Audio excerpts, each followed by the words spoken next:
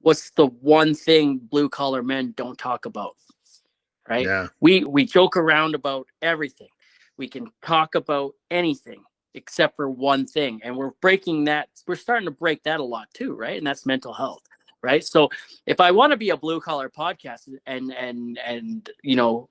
everything that comes with and joking around and having a good time, I got to be able to switch gears too and go to what we're not so willing to talk about, and that's also changing, like as I said, and that's the uncomfortable conversation of mental health, right? So Yeah, and I think that's, very well stated that it would be real easy to cherry pick the fun things to talk about in the blue collar life, and at the end, to ignore the other part of it, which is the 800-pound gorilla in the room.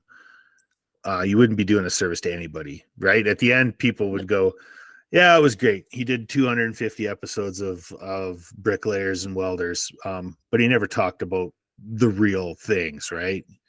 And your own integrity dictates that you have to be able to say that you did the hard conversation too. You asked the second question that everyone was thinking, but it would have just been way easier to say something different, right?